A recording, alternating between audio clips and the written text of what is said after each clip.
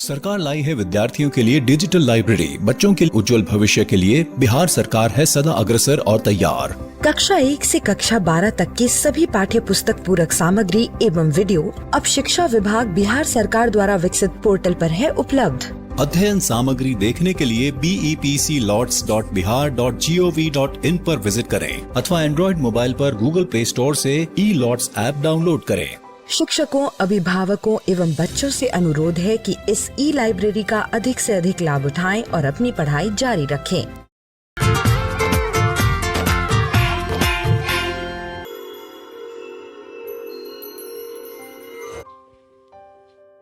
बापू की कहानी, जिसमें हम बात करेंगे महात्मा गांधी के जीवन के बारे में। पिछली बार हमने ये जाना कि बापू की शादी जल्दी हो जाने की वजह से उनकी 1 साल की पढ़ाई बिगड़ गई। बाद में उन्होंने खूब मेहनत करी, पढ़ाई में उनका मन लगने लगा, लेकिन व्यायाम करने से वो बचते थे। व्यायाम ना करने का नुकसान मोहन को उतना नहीं हुआ, पर एक दूसरी कमी की कीमत उन्होंने जीवन भर चुकाई, और वो थी बिगड़ी हुई लिखावट। उन्हें यह गलतफहमी हो गई थी कि साफ सुथरे लिखाई का शिक्षा से कोई लेना देना नहीं है। बड़े होने के बाद गांधी जी ने अपनी खराब लिखावट सुधारने की कई बार कोशिश करी, लेकिन बचपन की बिगड़ी आदत फिर ठीक नहीं हुई। उनका लिखा हुआ पढ़ना मुश्किल होता था। जब दूसरों के मोती के दानों जैसे साफ और सुंदर अक्षर दिखते, तब गांधी जी को पछतावा होता। वो कहते थे, खराब अक्षर अधूरी शिक्षा की निशानी मानी जानी चाहिए। हर एक नवयुवक और नवयुवती मेरे उदाहरण से सबक ले और समझे कि अच्छे अक्षर विद्या का आवश्यक अंग है। लड़कपन के 2 ही करीबी दोस्त मोहन को बात तक याद रहे। पहले ने उनका साथ इसलिए छोड़ दिया क्योंकि उनकी दोस्ती दूसरे से हो गई थी। ये दूसरा लड़का मोहन के मंझले भाई करसन दास का दोस्त था। दोनों की ही पढ़ाई में रुचि नहीं थी। दोनों बार बार फेल होकर मोहन की कक्षा में ही आ चुके थे। यह दोस्त दूर तक तेजी से दौड़ सकता था, ऊंचा कूद सकता था, लंबा भी कूद सकता था, दीवार चढ़ने में माहिर, खेल कूद में प्रवीण और सजा या पिटाई सहज ही सह लेता था। मोहन का स्वभाव एकदम उल्टा, डरपोक, शरीर से दुर्बल, ना दौड़ते बनता ना कूदते बनता। कोई डांट दे तो रो पड़ते, पिटाई सहना तो दूर की बात। दोस्त यह सब जानता था। जो कमियां हमें अपने आप में दिखती हैं, उन्हीं गुणों को हम दूसरों में खोजते हैं। मोहन अपने दोस्त से बहुत प्रभावित थे। दोनों ने स्टूडियो में जाकर के साथ में फोटो भी खिंचवाई थी। माँ, बड़े भाई और कस्तूरबाई ने मोहन को समझाने की खूब कोशिश की। वो कहते थे कि तुम खराब संगत में पड़ गए हो, तुम्हें अपना ध्यान देना चाहिए। मोहन ने उन्हें भरोसा दिलाया। उन्हें बात जमी नहीं, पर फिर भी उन्होंने मोहन पे विश्वास किया। वो जो चाहते थे उसे करने दिया गया। पर सच तो यह था कि मोहन अपने दोस्त के सम्मोहन में थे, जो सम्मोहन कई साल तक चला। उनका दोस्त कहता, हमारे बहुत से अध्यापक छिपकर मांस खाते हैं और शराब भी पीते हैं। राजकोट के बहुत से नामी गिरामी लोग भी, और हमारे विद्यालय के कई छात्र भी। इसीलिए तो हम लोग कमजोर हैं, क्योंकि हम मांस नहीं खाते। अंग्रेज मांस खाते हैं, इसीलिए ताकतवर है। तभी तो उन्होंने हमें गुलाम बनाया हुआ है। अपने दोस्त की ये सब बातें सुनकर मोहन को लगने लगा था कि यही समाज सुधार है।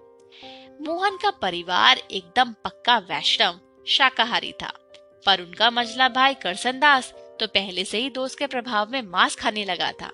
उनका दोस्त कहता, मुझे देखो, मैं मांस खाता हूँ, तुम्हारा भाई भी खाता है।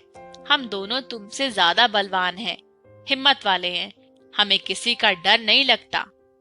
मोहन भी अपने दोस्त के जैसे निडर और बलवान बनना चाहते थे। देश को आजाद तो करवाना ही था, समाज सुधार भी तो करना था। सो एक दिन दोनों चुपके से नदी किनारे वीराने में चले गए। दोस्त ही सारा सामान लेकर आया था और उसी ने मांस पकाया। मोहन ने पहले कभी मांस देखा तक नहीं था। उसके घर में किसी को ये बात पता नहीं थी।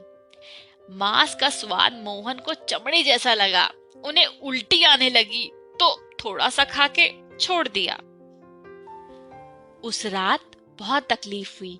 जैसे ही नींद आती, उनको सपने में दिखता कि पेट में एक बकरी मिमिया रही है। वो चौंक कर उठते, फिर अपने आप को समझाते कि मांस खाना जरूरी है। दोस्त आसानी से हार मानने वाला नहीं था। वो तरह तरह के पकवानों में मांस मिला देता ताकि मोहन को भा जाए। यह सरकारी डाक बंगले में होता, जहाँ के बावर्ची को उसने पटा रखा था। ये सब साल भर तक चला। कोई 5-6 बार मोहन ने चोरी छिपे मांस खाया। खर्चा हमेशा दोस्त ही उठाता था, क्योंकि मोहन के पास तो फूटी कौड़ी भी नहीं होती थी। जब ऐसी दावत खाकर मोहन घर लौटते, तब भूखी नहीं बचती, तो वो घर में झूठ बोलते। माँ पूछती कि खाना क्यों नहीं खा रहे, तो मोहन कहते भूख नहीं है, पेट में गड़बड़ है। पर वो सोचते कि मैं ऐसे घर में कब तक धोखा देता रहूंगा।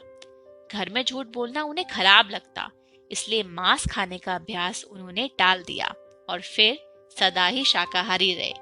लेकिन इस दोस्त का साथ और समय चला। कस्तूरबाई के बारे में भी इस दोस्त ने मोहन के कान भरे। वे अपनी पत्नी पर बेवजह शक करने लगे। कस्तूरबाई के पास मोहन की बदसलूकी सहने के अलावा कोई चारा नहीं था। मोहन के लिए दोस्ती कई तरह से भाग्य का कारण बन चुकी थी। वे इससे तभी छूटे जब उन्होंने अपने दोस्त को कुछ ऐसी खराब हरकतें करते देखा जिससे उन्हें धक्का लगा। आज के लिए इतना ही।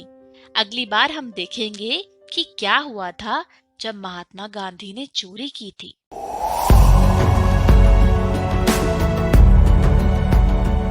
छठी से 10वीं कक्षा के विद्यार्थी ध्यान से सुने। खास आपके लिए हैं इंस्पायर अवार्ड्स मानक। DST और NIF द्वारा हर साल हो रहे इंस्पायर अवार्ड्स मानक के पहले राष्ट्रीय पुरस्कार विजेता हैं। विजेता आप भी हो सकते हैं। इसलिए किसी भी क्षेत्र में साइंस और टेक्नोलॉजी पर आधारित अपने इनोवेटिव आइडियाज के साथ तैयार हो जाइए। जानते हैं ना, आप में से 1 लाख स्टूडेंट्स को 10-10 हजार रुपए मिलेंगे अपने आइडियाज को प्रोटोटाइप बनाने के लिए। उसके बाद दुनिया सराहेगी आपका हुनर जब पहुंचेगा आपका आइडिया लोगों तक प्रोडक्ट के रूप में। तो अपने ओरिजिनल इनोवेटिव आइडियाज को स्कूल में जमा करें। बेस्ट आइडियाज आगे बढ़ाए जाएंगे ऑफिशियल वेबसाइट पर, और हाँ, जल्दी आज ही जमा करें। So good luck with inspire awards मानक।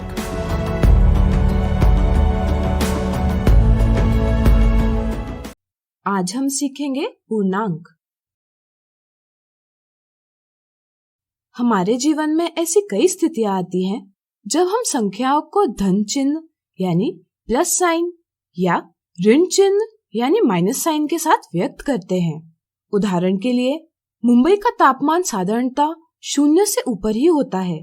इसे व्यक्त करने के लिए हम संख्या के आगे धन चिन्ह लगाते हैं।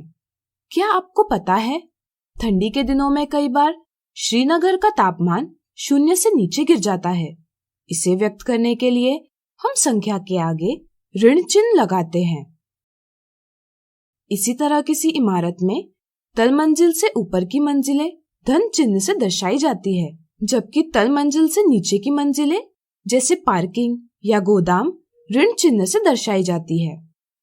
किसी संख्या के आगे धन चिन्ह लगाने से बनने वाली संख्या कहलाती है धनात्मक संख्या यानी पॉजिटिव नंबर, और ऋण चिन्ह लगाने से बनने वाली संख्या कहलाती है ऋणात्मक संख्या यानी नेगेटिव नंबर। सभी धनात्मक संख्याएं, सभी ऋणात्मक संख्याएं और 0 का समूह कहलाता है पूर्णांक यानी इंटीजर। इस तरह से धन 1, धन 2, धन 3 इत्यादि संख्याएं, जिन्हें हम बिना चिन्ह के भी व्यक्त कर सकते हैं, कहलाती है धनात्मक पूर्णांक यानी पॉजिटिव इंटीजर। इसी तरह संख्याएं जैसे ऋण 1, ऋण 2, ऋण 3 इत्यादि, जिनके पहले ऋण चिन्ह लिखा जाता है, कहलाती है ऋणात्मक पूर्णांक यानी नेगेटिव इंटीजर। ऋणात्मक पूर्णांकों का मान 0 से छोटा होता है, जबकि धनात्मक पूर्णांकों का मान 0 से बड़ा होता है। 0 न तो धनात्मक पूर्णांक है, न ही ऋणात्मक पूर्णांक, इसलिए इसे किसी भी चिन्ह से व्यक्त नहीं किया जा सकता। अब आइए समझे क्यों पूर्णांक महत्वपूर्ण है। इसे हम एक उदाहरण से समझेंगे। मान लीजिए एक पंछी समुद्र तल से ऊपर 500 मीटर की ऊंचाई पर है और इसके विपरीत एक मछली समुद्र तल से नीचे 500 मीटर की गहराई पर है। पंछी और मछली का समुद्र तल से अंतर गणित में व्यक्त किया जा सकता है। समुद्र तल से पंछी की ऊंचाई बराबर 500 मीटर और समुद्र तल से मछली की गहराई बराबर 500 मीटर। लेकिन क्या इस प्रकार से इनका अंतर व्यक्त करना सही होगा? विचार करें। चलिए हम बताते हैं। यह गलत होगा क्योंकि दोनों समुद्र तल से विपरीत स्थानों पर है। पंछी समुद्र तल से ऊपर है जबकि मछली समुद्र तल से नीचे है। ऐसी विपरीत स्थितियों को व्यक्त करने में पूर्ण संख्याएं यानी होल नंबर्स असमर्थ होती हैं। ऐसी विपरीत स्थितियों को व्यक्त करने के लिए हम पूर्णांकों यानी इंटीजर्स का प्रयोग करते हैं। जैसे यहाँ हम समुद्र तल से ऊपर की ऊंचाई धनात्मक संख्या धन 500 मीटर से व्यक्त करेंगे और समुद्र तल के नीचे की गहराई ऋणात्मक संख्या ऋण 500 मीटर से व्यक्त करेंगे। इसी तरह इन पूर्णांकों को पढ़कर आसानी से पता किया जा सकता है कि धन 500 मीटर अंतर का मतलब है समुद्र तल के ऊपर 500 मीटर की ऊंचाई तथा ऋण 500 मीटर अंतर का मतलब है समुद्र तल से नीचे 500 मीटर की गहराई। अब आइए कुछ और स्थितियों में पूर्णांकों का प्रयोग देखकर इनकी समझ और अच्छे से बनाएं। मान लीजिए राहुल और रुचिका शून्य स्थान से विपरीत दिशा में चलने लगे। राहुल शून्य से दाईं ओर 5 कदम चलता है और रुचिका बाईं ओर 5 कदम। क्या आप बता सकते हैं शून्य स्थान से इनकी दूरी कैसे व्यक्त की जाएगी? विचार करें।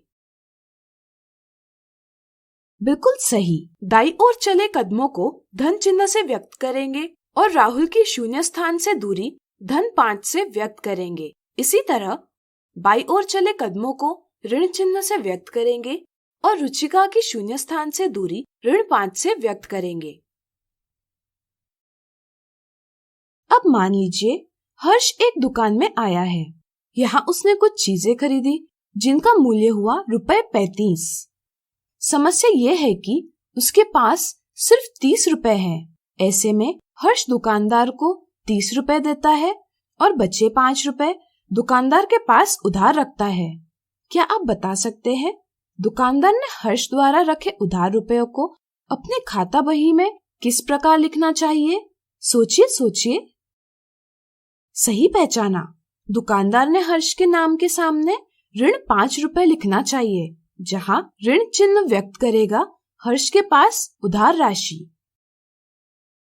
ठीक इसी तरह जब हम बैंक खाते में धनराशि जमा करते हैं यानी डिपॉजिट करते हैं तो इसे धन चिन्ह से व्यक्त किया जाता है, जबकि अगर धनराशि खाते से निकाली जाती है यानी विड्रॉल की जाती है तो इसे ऋण चिन्ह से व्यक्त किया जाता है।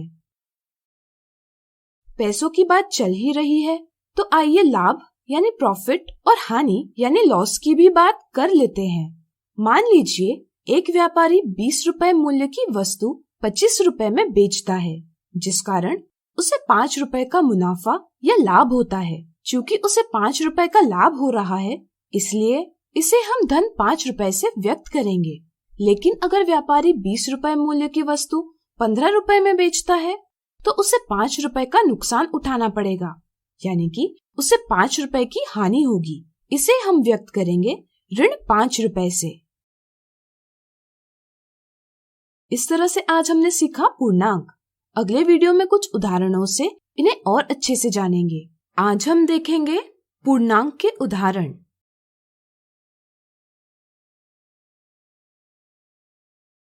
भारत के 5 स्थानों के तापमानों की सूची नीचे दी गई है। इन स्थानों के तापमानों को पूर्णांकों यानी इंटीजर्स में व्यक्त करें। अगर तापमान 0 डिग्री सेल्सियस से ऊपर हो तो इसे धन चिन्ह यानी पॉजिटिव साइन के साथ व्यक्त किया जाता है। यहाँ दिल्ली का तापमान है 0 डिग्री सेल्सियस से 16 डिग्री सेल्सियस ऊपर, इसलिए इसे हम व्यक्त करेंगे धन 16 डिग्री सेल्सियस से। इसी तरह मुंबई का तापमान है 0 डिग्री सेल्सियस से 30 डिग्री सेल्सियस ऊपर, इसलिए इसे व्यक्त करेंगे -30 डिग्री सेल्सियस। अगर तापमान 0 डिग्री सेल्सियस से नीचे हो तो इसे ऋण चिन्ह यानी नेगेटिव साइन के साथ व्यक्त किया जाता है। दिए उदाहरण में हेमकुंड का तापमान है 0 डिग्री सेल्सियस से 13 डिग्री सेल्सियस नीचे, इसलिए इसे हम व्यक्त करेंगे ऋण 13 डिग्री सेल्सियस से। इसी तरह द्रास का तापमान है 0 डिग्री सेल्सियस से 20 डिग्री सेल्सियस नीचे, इसलिए इसे व्यक्त करेंगे ऋण 20 डिग्री सेल्सियस से। अगला उदाहरण, रोहित के घर से मोहित का घर पूर्व दिशा में 20 मीटर के अंतर पर है। मीना का घर पश्चिम दिशा में 15 मीटर के अंतर पर है। समीर का घर उत्तर दिशा में 25 मीटर के अंतर पर है और सविता का घर दक्षिण दिशा में 5 मीटर के अंतर पर है। रोहित के घर से मोहित, मीना, समीर और सविता के घरों का अंतर पूर्णांकों में व्यक्त कीजिए।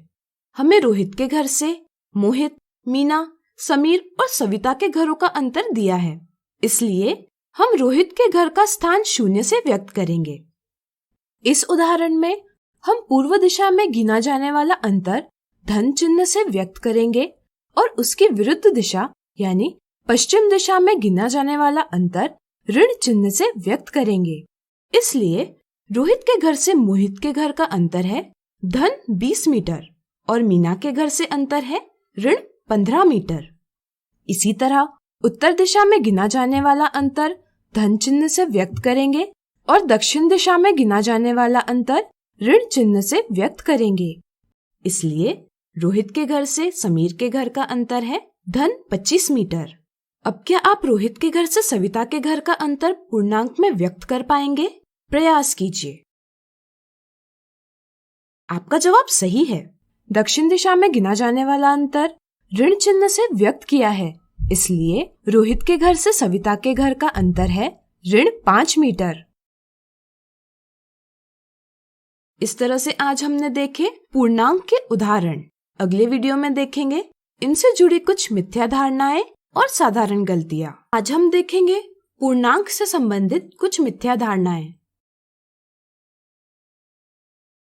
मिथ्या धारणा 1, निम्नलिखित में से कौन सी संख्याएं पूर्णांक यानी इंटीजर्स है?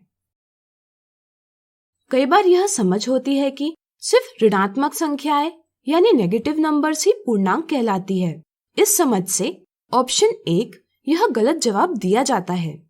इसी तरह पूर्णांक के समूह में धनात्मक संख्याएं यानी पॉजिटिव नंबर्स और ऋणात्मक संख्याएं हैं, यह पता होता है, लेकिन यह मिथ्या धारणा होती है कि इस समूह में 0 नहीं है और ऑप्शन 2 यह गलत जवाब दिया जाता है। सही समझ है कि पूर्णांक का समूह सभी ऋणात्मक संख्याओं, सभी धनात्मक संख्याओं और 0 से मिलकर बनता है, इसलिए सही जवाब है ऑप्शन 3। मिथ्या धारणा 2, प्राकृत संख्याएं यानी नेचुरल नंबर्स, पूर्ण संख्याएं यानी होल नंबर्स और पूर्णांक यानी इंटीजर्स में सही संबंध किस आकृति में व्यक्त होता है? कई बार प्राकृत संख्याएं, पूर्ण संख्याएं और पूर्णांक के नामों में उलझन के कारण इनमें संबंध प्रस्तापित करने में कठिनाई होती है। इसके कारण ऑप्शन 1 या ऑप्शन 2 ये गलत जवाब दिए जाते हैं। सही समझ यह है कि प्राकृत संख्याएं 1 से लेकर अनंत तक है। पूर्ण संख्याओं का समूह प्राकृत संख्याओं के समूह में 0 रखने से बनता है, यानी कि पूर्ण संख्याओं के समूह में प्राकृत संख्याएं भी आती हैं। इसी तरह से पूर्ण संख्याओं के साथ ऋणात्मक संख्याएं रखने से पूर्णांक का समूह बनता है, यानी कि पूर्णांक के समूह में सभी पूर्ण संख्याएं और सभी प्राकृत संख्याएं भी आती हैं। इस समझ से ऑप्शन 3 सही जवाब है। इस प्रकार आज हमने देखी पूर्णांक से संबंधित कुछ मिथ्या धारणाएं।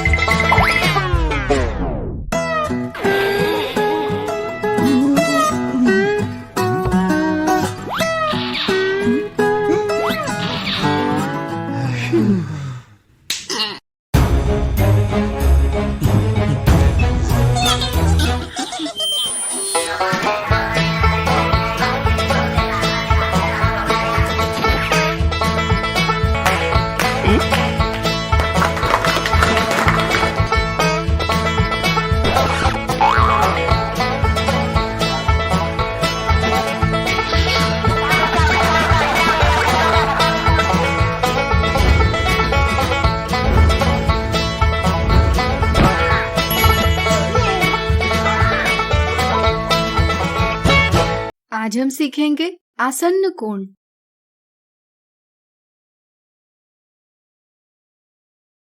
यहाँ पंखे का चित्र दिखाया गया है। अगर यहाँ हम किन्हीं दो कोणों को ले तो वे एक दूसरे के आसन्न कोण यानी एडजेसेंट एंगल्स है। इन्हें पहचानने के लिए हमें इनकी अवधारणा को ठीक प्रकार से जानना आवश्यक है। तो चलिए जानते हैं आसन्न कोण क्या होते हैं। मान लीजिए किरण यानी रे OB, OA और OC एक ही शीर्ष यानी वर्टेक्स से शुरू होकर अलग अलग दिशाओं में बढ़ती है। इस तरह से वे कोण AOB, कोण AOC और कोण BOC बनाते हैं। कोण AOB और कोण AOC की अगर हम बात करें तो इनमें कुछ बातें ध्यान देने वाली है। जैसे यहाँ शीर्ष O दोनों कोणों का उभयनिष्ठ शीर्ष यानी कॉमन वर्टेक्स है। इसी तरह भुजा OA इन दोनों कोणों की उभयनिष्ठ भुजा यानी कॉमन साइड है। जो भुजाएं उभयनिष्ठ नहीं है वे उभयनिष्ठ भुजा के एक एक तरफ है, यानी कि उनके अभ्यंतर एक दूसरे को कभी नहीं ढकते, यानी कि उनका अतिव्यापन यानी ओवरलैपिंग नहीं होगा। कोणों के ऐसे युग्म को हम आसन्न कोण कहते हैं। अब इस आकृति को देखिए। आप देख सकते हैं कि यहाँ कोण PQR और कोण RQM इन तीनों प्रतिबंधों का पालन करते हैं, इसलिए ये भी आसन्न कोण है। इसी तरह आसन्न कोणों के कुछ उदाहरण इस प्रकार है। अगर आप अपने चारों ओर देखेंगे तो आपको आसन्न कोण कई स्थितियों में दिखाई देंगे। इनमें से कुछ उदाहरण इस प्रकार है। इसी तरह क्या आप कुछ और उदाहरण सोच सकते हैं? प्रयास कीजिए। अब इस आकृति को देखिए। क्या इसमें दर्शाए कोण आसन्न कोण है? सोचिए सोचिए। चलिए हम बताते हैं। इस आकृति में दोनों कोणों का शीर्ष समान नहीं है। एक कोण का शीर्ष A है जबकि दूसरे कोण का शीर्ष B है, इसलिए इसमें दर्शाए कोण आसन्न कोण नहीं है। अब इस आकृति को देखिए। क्या इसमें दर्शाए कोण आसन्न कोण है? चलिए हम बताते हैं। इस आकृति में दोनों कोणों का शीर्ष समान है, लेकिन इनमें से कोई भी उभयनिष्ठ भुजा नहीं है, इसलिए इसमें दर्शाए कोण भी आसन्न कोण नहीं है। अब इस आकृति को देखिए। क्या इसमें दर्शाए कोण आसन्न कोण है? सोचिए सोचिए। बिल्कुल सही। इस आकृति में दोनों कोणों का शीर्ष समान है। इनमें एक उभयनिष्ठ भुजा भी है, लेकिन दोनों कोणों के अभ्यंतर का अतिव्यापन भी हो रहा है, इसलिए इसमें दर्शाए कोण भी आसन्न कोण नहीं कहे जा सकते। इसलिए ध्यान रहे, दो कोणों को हम तभी आसन्न कोण कहेंगे जब उनके लिए तीनों स्थितियां सत्य होती है। इनमें से अगर कोई एक स्थिति भी असत्य हो तो कोण आसन्न कोण नहीं होते।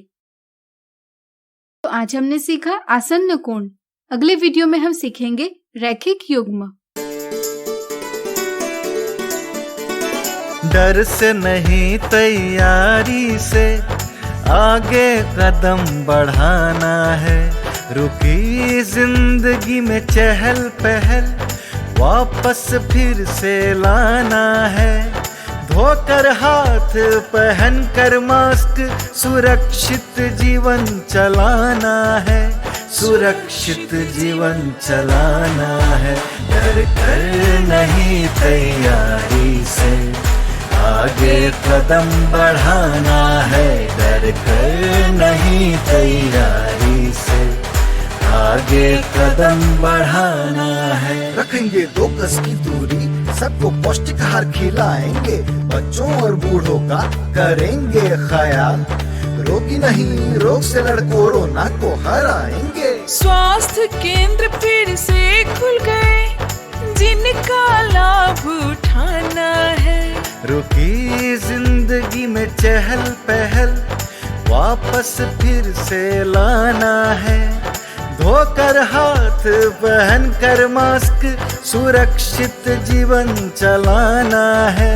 सुरक्षित जीवन चलाना है। डर कर नहीं तैयारी से आगे कदम बढ़ाना है। डर कर नहीं तैयारी से आगे कदम बढ़ाना है। टीकाकरण की शुरुआत हो गई है, पर पहले की तरह हमें मास्क लगाना और 2 गज की दूरी बनाए रखना अभी भी जरूरी है। स्वास्थ्य विभाग और सूचना एवं जनसंपर्क विभाग बिहार सरकार द्वारा जनहित में जारी। जीतेगा बिहार। आज हम सीखेंगे 2 परिमेय संख्याओं के बीच परिमेय संख्याएं ज्ञात करना।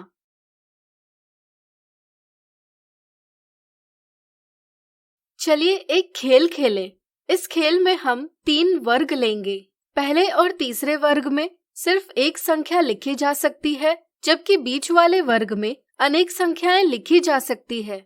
इस खेल का नियम यह है कि बीच में दर्शाए गए वर्ग में सिर्फ ऐसी संख्याएं लिखी जा सकती है जिसका मान पहले वर्ग में लिखी संख्या से अधिक लेकिन तीसरे वर्ग में लिखी गई संख्या से कम हो, यानी कि दूसरे वर्ग की संख्या का मान पहले और तीसरे वर्ग में लिखी संख्याओं के मान के बीच में हो।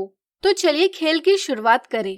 यदि पहले और तीसरे वर्ग में प्राकृत संख्याएं यानी नेचुरल नंबर्स 37 और 41 हो, तो बीच वाले वर्ग में कौन सी प्राकृत संख्याएं लिखी जा सकती है? सोचिए सोचिए। बिल्कुल सही।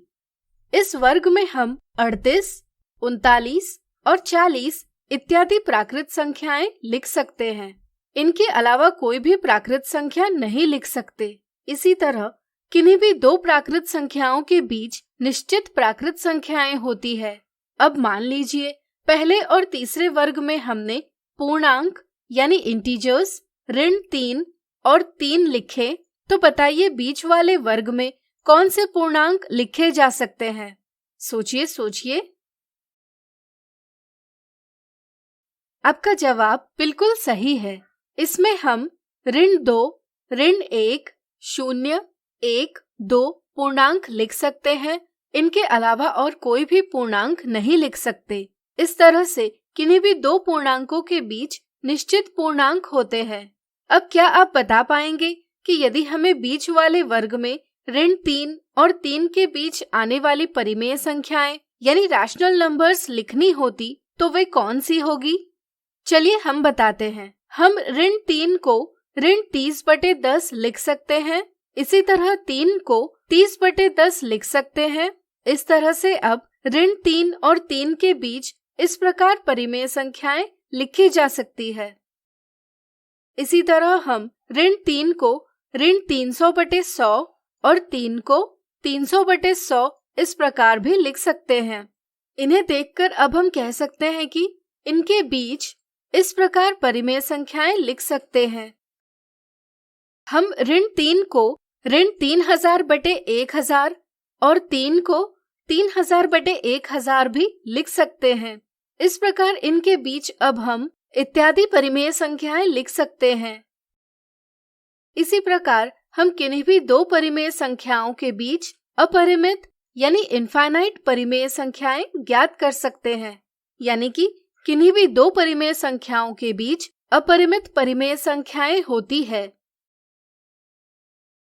जरा सोचिए, क्या हम परिमेय संख्या 7/2 को ऋण 3 और 3 के बीच की परिमेय संख्या कह सकते हैं? सोचिए सोचिए। चलिए हम बताते हैं। यदि A, B, C 3 परिमेय संख्याएं जहां A C से कम है, तब B इन दोनों के बीच की परिमेय संख्या केवल उस स्थिति में कहलाएगी जब B A से बड़ी लेकिन C से छोटी हो।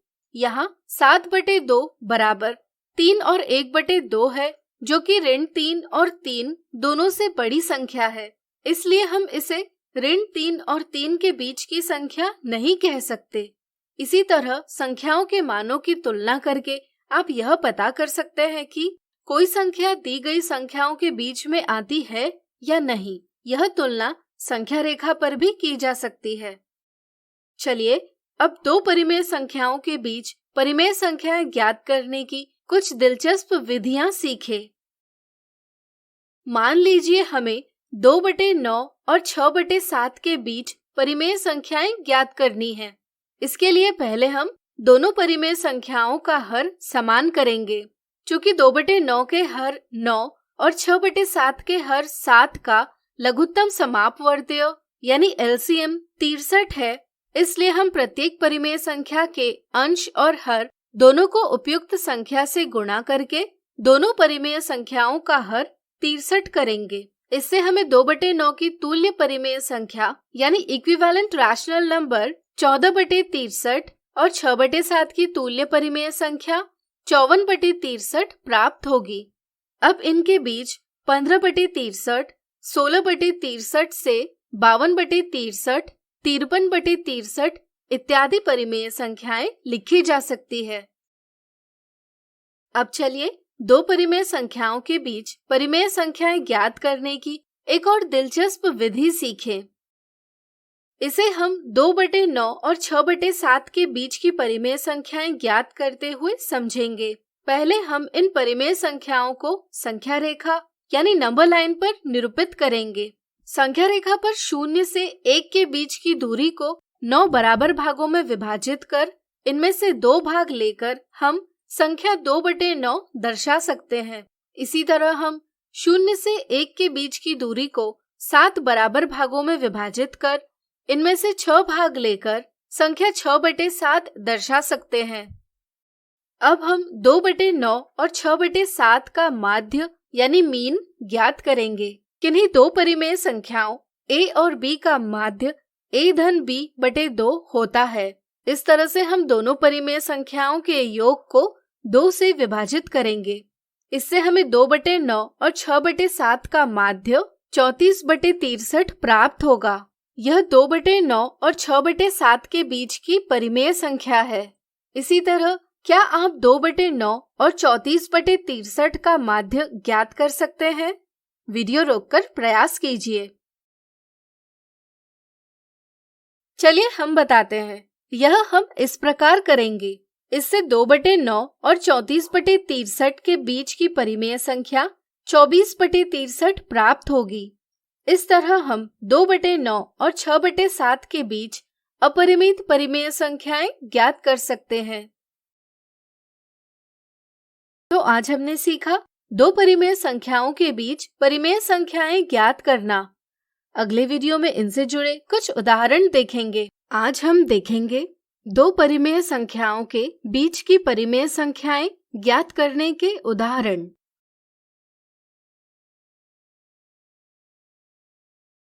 अध्यापक ने अर्णव को 7/4 और 9/4 के बीच की 3 परिमेय संख्याएं ज्ञात करने के लिए कहा। अर्णव ने उत्तर दिया 2, 15/8 और 19/8। क्या उसका दिया हुआ उत्तर सही है? अर्णव ने दिया हुआ उत्तर सही है या नहीं, यह ज्ञात करने के लिए हमें देखना होगा कि ये सभी संख्याएं 7/4 और 9/4 के बीच में आती है या नहीं। क्या आप बता सकते हैं यह हम कैसे ज्ञात करेंगे? सोचिए। चलिए हम बताते हैं। यदि a, b, c परिमेय संख्याएं जहां a c से कम है, तब b इन दोनों के बीच की परिमेय संख्या केवल उस स्थिति में कहलाएगी जब b a से बड़ी लेकिन c से छोटी हो। यहाँ 7/4 9/4 से छोटी संख्या है। इस तरह से हमें यहाँ देखना होगा कि 2, 15/8 और 19/8 इनमें से प्रत्येक संख्या 7/4 से बड़ी लेकिन 9/4 से छोटी है या नहीं। हम 2 को 8/4 लिख सकते हैं। इस तरह से हमें ज्ञात होता है कि 7/4 8/4 से छोटी और 8/4 9/4 से छोटी, यानी कि 2 7/4 और 9/4 के बीच की परिमेय संख्या है। क्या 15/8 भी इन दोनों परिमेय संख्याओं की बीच की परिमेय संख्या है? सोचिए। बिल्कुल सही। यदि हम 7/4 को 14/8 और 9/4 को 18/8 लिखें, तो हमें ज्ञात होता है कि 14/8 15/8 से छोटी और 15/8 18/8 से छोटी है। इसलिए 15/8 भी 7/4 और 9/4 के बीच की परिमेय संख्या है। यदि हम 19/8 की बात करें, तो यह 14/8 और 18/8 दोनों से बड़ी है। इसलिए यह परिमेय संख्या 7/4 और 9/4 इन दोनों के बीच की परिमेय संख्या नहीं है। इसलिए यहाँ अर्णव का उत्तर गलत है। 7/4 और 9/4 के बीच की कुछ परिमेय संख्याएं हैं 17/8, 22/12, 23/12। अगला उदाहरण, ऋण 4/11 और 2/3 के बीच की 10 परिमेय संख्याएं ज्ञात कीजिए। चलिए इसे प्रत्येक विधि का पुनः अवलोकन करते हुए हल करें। हम ऋण 4/11 और 2/3 का हर समान करेंगे। इसके लिए हम ऋण 4/11 के अंश और हर दोनों को 3 से गुणा करेंगे, जिससे इसकी तुल्य परिमेय संख्या प्राप्त होगी ऋण 12/33। इसी तरह 2/3 की तुल्य परिमेय संख्या प्राप्त होगी 22/33। अब हम कह सकते हैं कि ऋण 4/11 यानी ऋण 12/33 और 2/3 यानी 22/33 के बीच परिमेय संख्याएं हैं ऋण 11/33, ऋण 10/33, ऋण 9/33, ऋण 8/33 इत्यादि, 19/33, 20/33, 21/33। इनमें से कोई भी 10 परिमेय संख्याएं लेकर दिए सवाल का जवाब दिया जा सकता है। अगला उदाहरण, माध्य यानी मीन ज्ञात करते हुए परिमेय संख्याओं 5/12 और 7/18 के बीच की 3 परिमेय संख्याएं ज्ञात कीजिए। किन्हीं 2 परिमेय संख्याओं a और b का माध्य a-b/2 होता है। इस तरह से 5/12 और 7/18 का माध्य है 5/12 धन 7/18 विभाजित 2 बराबर 29/72। इसी तरह वीडियो रोककर आप 5/12 और 29/72 का माध्य ज्ञात कीजिए।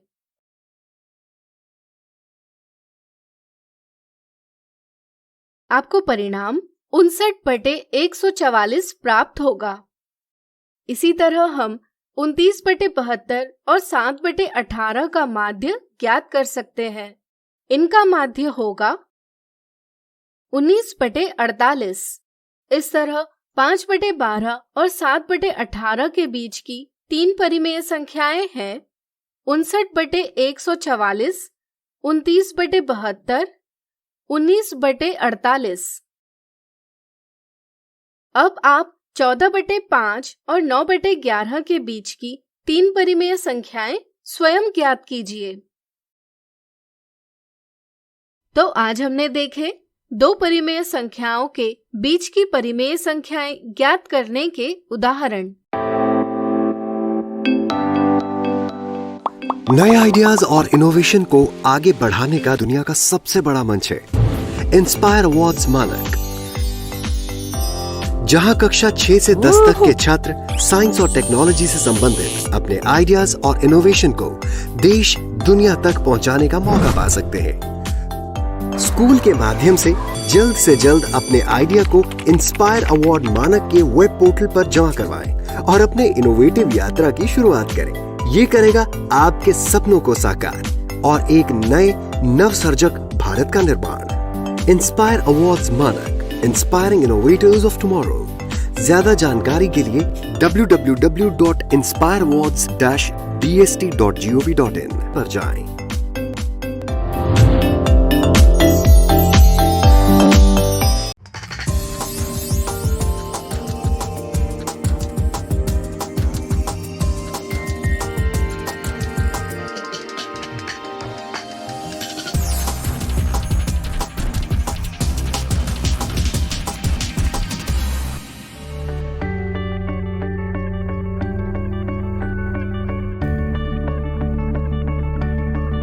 संजय गांधी जैविक उद्यान के जू आउटरीच प्रोग्राम में आज हम सांभर हिरण और शंघाई हिरण के पास चलेंगे।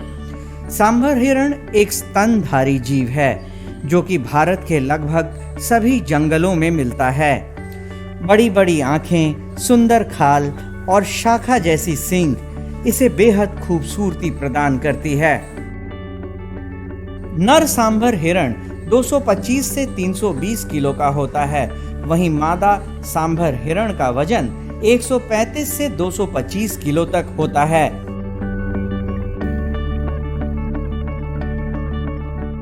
सांभर हिरण की टांगे बेहद मजबूत होती हैं, जिस कारण ये काफी तेज रफ्तार से दौड़ते हैं।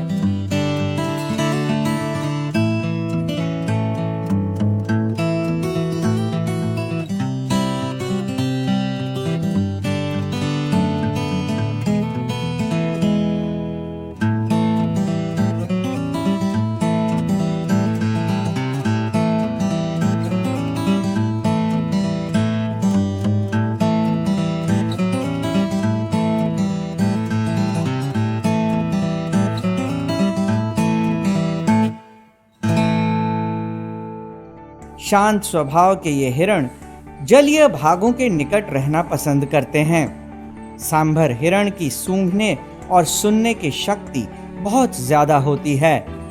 वो हल्की सी आहट को भी पहचान लेते हैं। हिरण पूर्ण रूप से शाकाहारी पशु है, जो केवल घास, पत्ते और पौधे खाता है। इनका गर्भकाल 240 दिनों का होता है और ये एक बार में एक बच्चे को जन्म देते हैं। सांभर प्रजाति जो है वो हिरणों में पाया जाने वाला इंडिया में सबसे बड़ा हिरण है और इनका जो वज़न है वो लगभग एडल्ट मेल में 200 से 300 केजी तक हो सकता है। पटना जू में इनकी संख्या लगभग 50 के करीब है। ये प्रोलिफिक ब्रीडर होते हैं और इनकी जनसंख्या काफ़ी तेज़ी से बढ़ती है। ये समूह में रहना पसंद करते हैं और इनके लिए हमने पटना जू में काफ़ी अच्छी व्यवस्था की गई है। इनका इनक्लोजर काफ़ी बड़ा है और इनके हैबिटेट से मिलते हुए और इनके रिक्वायरमेंट को देखते हुए इसमें पानी की व्यवस्था की गई है, जिसमें पॉन्ड है। इसके अलावा साल्ट लिक वगैरह भी हम लोग इनको प्रोवाइड करते हैं। सांभरों के देखभाल के लिए यहाँ पे एक वेटनरी टीम है जो इसमें लगी रहती है और ज़्यादातर इनमें जो प्रॉब्लम आता है वो इनके इनफाइटिंग की वजह से होती है। ज़्यादा अगर इनका संख्या बढ़ जाए तो आपस में इनफाइटिंग का डर रहता है, जिसमें ये एंटलर से एक दूसरे को हार्म भी पहुंचा सकते हैं। संघाई हिरण भारत के मणिपुर राज्य का एक संकटग्रस्त प्रजाति का हिरण है। इसे IUCN द्वारा विलुप्त श्रेणी में रखा गया है। ये मणिपुर का राजकीय पशु भी है।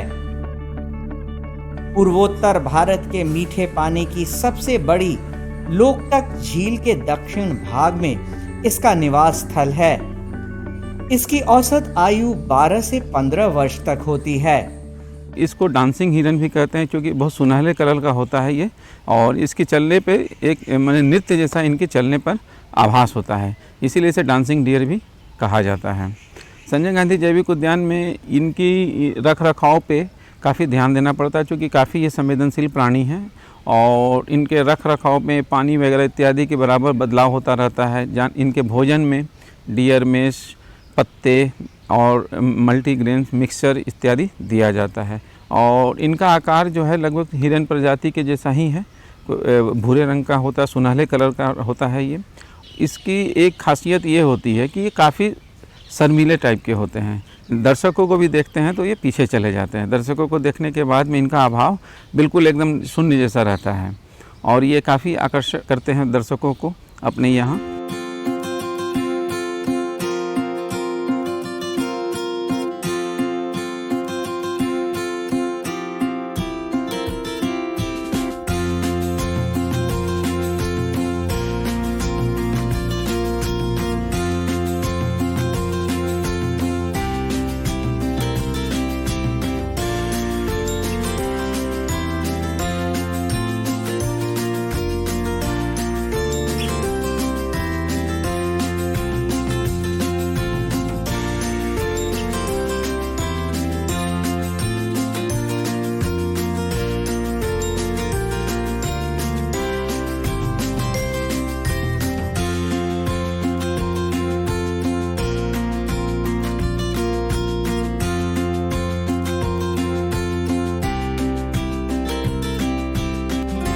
संघाई हिरण का गर्भकाल 240 दिनों का होता है और एक बार में एक बच्चे को जन्म देते हैं।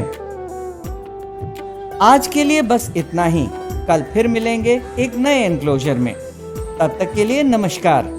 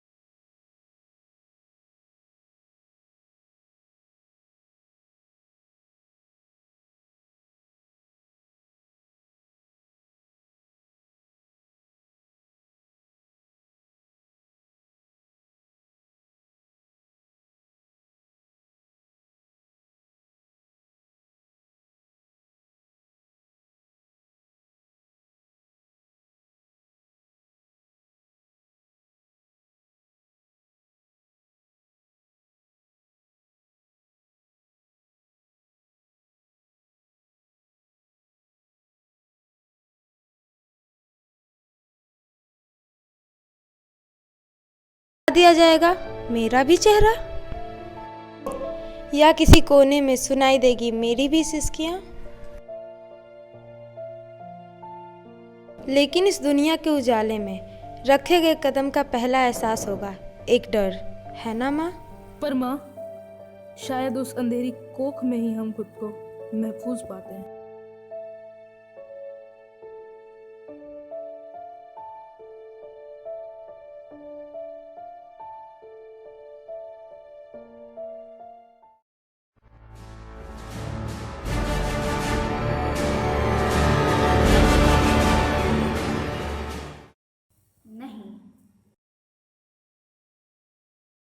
मेरा भी बच्चा बेखौफ दुनिया में आ सकता है।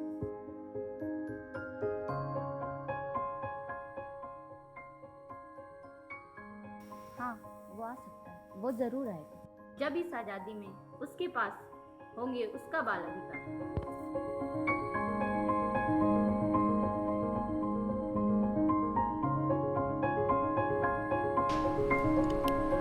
हंसती खिलखिलाती अंधेरे में पलती है जिंदगी, उसी अंधेरे में सुकून से सोती है जिंदगी। पर इस उजाले में आने से डरती है जिंदगी, शायद माँ के साथ का वादा सुन बेखौफ दुनिया में कदम रखती है जिंदगी, कदम रखती है जिंदगी, कदम रखती है जिंदगी।